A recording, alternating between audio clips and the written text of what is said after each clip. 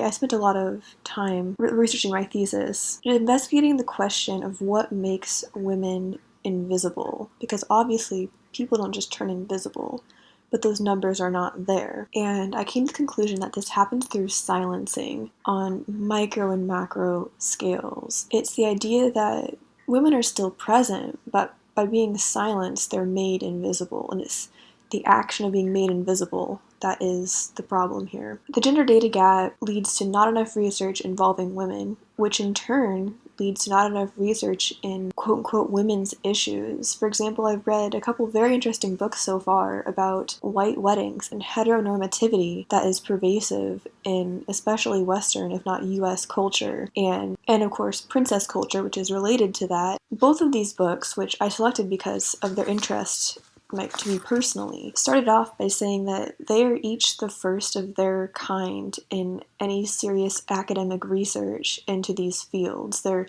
culturally pervasive and sociologically relevant, and yet just no research has been done. Certainly not in the US, but just not anywhere. And I find that very troubling, and these books are very interesting. And there's certain things that they talk about, such as the larger institution of heteronormativity. I think this research is especially relevant nowadays when I feel like I'm observing a oil and water, or a lava and water situation really, with the Me Too movement, where, as Everyday Sexism pointed out, a lot of the effects of silencing and why it happens is that women are just not believed, because usually their accounts are anecdotal. Usually these happen in spaces where there's nobody around. Historically, women have been confined to the home, pushed out of view of society, especially pregnant women, for example.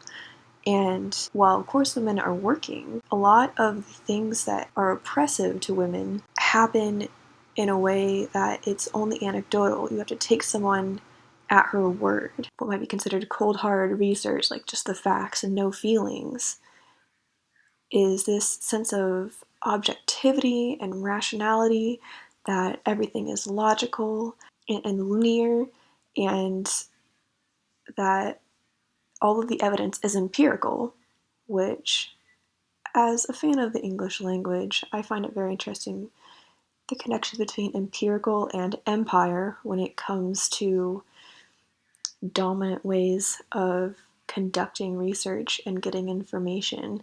I truly think that there is subjectivity in everything, and I do think science allows for that, but I think our perception does not allow for that. At its root, this links back to everyday sexism, where often women are pushed away or silenced by saying, someone would say to them that they're making too much out of nothing. And so, because of things like the Me Too movement, where it's a very emotional subject, and it's often involving a narrative where women can't quite remember all the details because it's a very difficult thing to remember, or it happened a long time ago, but just because it happened a long time ago does not mean it's still not relevant in someone's life. All of these things add up to women not being believed, and then they are silenced.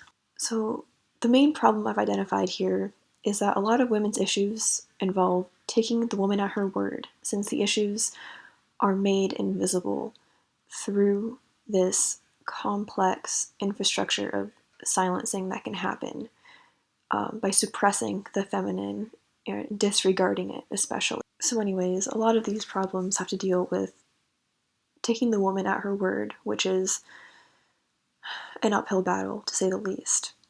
And what my thesis focuses on, what I'm arguing, is that YouTube, for all its faults, which it definitely has, is the first time women can communicate freely and with a significant number of people about relevant issues without being silenced or hidden.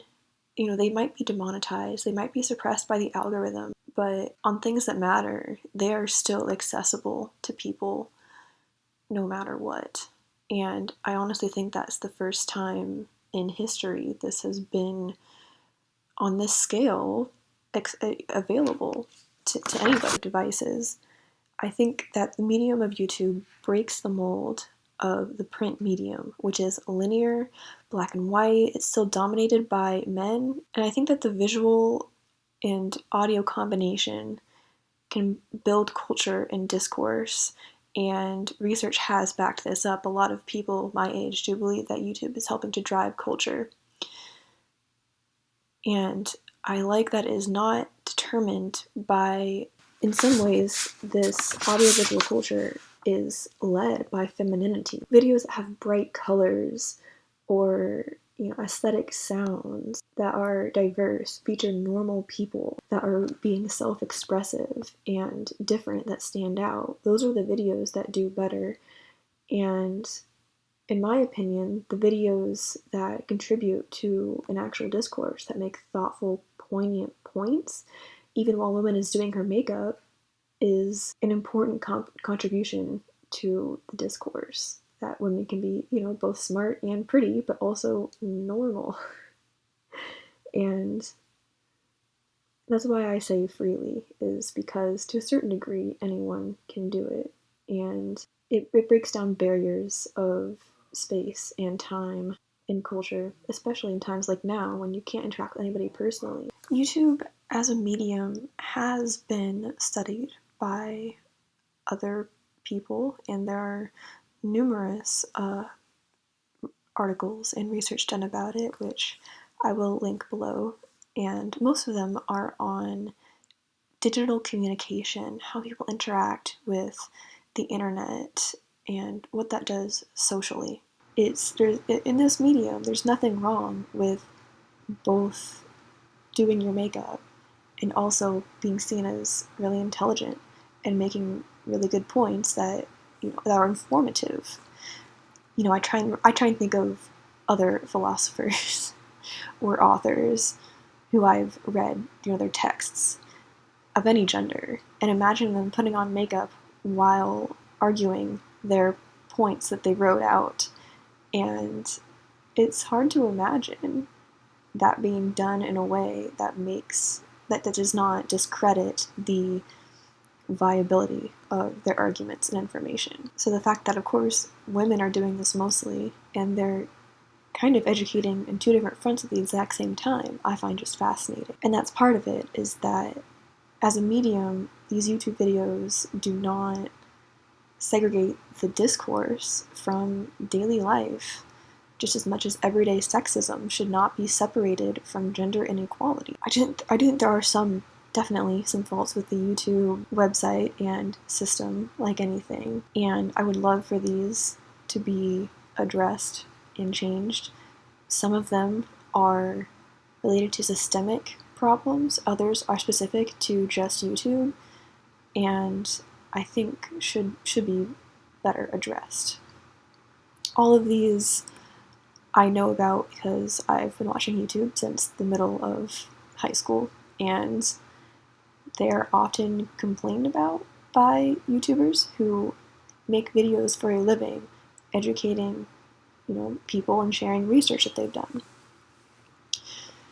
So, for example, the biggest one, most relevant to most YouTubers, is the fact of demonetization. A YouTuber can make money off of YouTube by monetizing their videos, or trying to apply their videos for monetization, which means that an ad will play at their discretion in various parts before, after, in the middle of the video, depending how long the video is. Unfortunately, YouTube pays deference to the advertisers, so if advertisers deem that their content, they don't want it to be played before certain socially sensitive subjects, such as, that aren't in the dominant status quo, such as queer people, atheists, non-religious stuff, anything that's quote-unquote outside the ordinary, those are more likely to get demonetized. And demonetization also happens through an algorithm which suppresses a lot of these voices in these videos as well. But even with demonetization, which creators do need to make a living if they want to full-time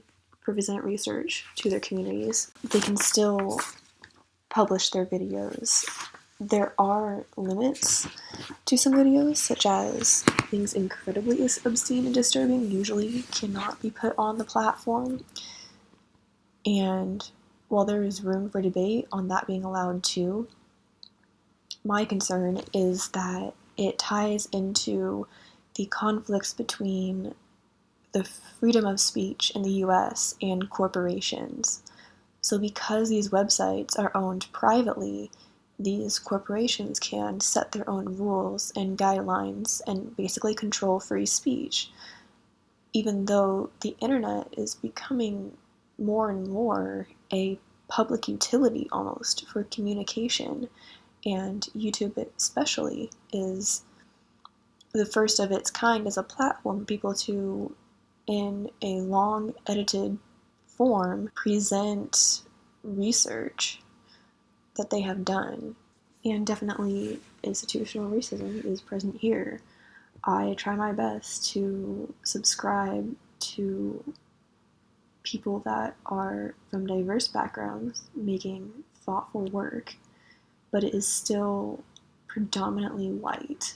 As a medium, I think YouTube videos take advantage of non-linear stratification, where a single frame could have interesting audio, visual, and other kind of content that interact with each other and the viewer all at the same time. It brings back a more human element than the written word. It brings back the importance of body language in many cases, and it kind of comes full circle to a more human form of communication where you can express feelings that you can't often. While not everybody has a phone, at least more people do have access to this kind of self-publishing than traditional text. Not everyone has the desire or the ability to sit down and write out their arguments and get that published and get that seen. People much more innately have the ability to sit in front of a camera and, talk to people. Have a live stream going, or talk to someone else in the video and construct these conversations. Thank you for watching.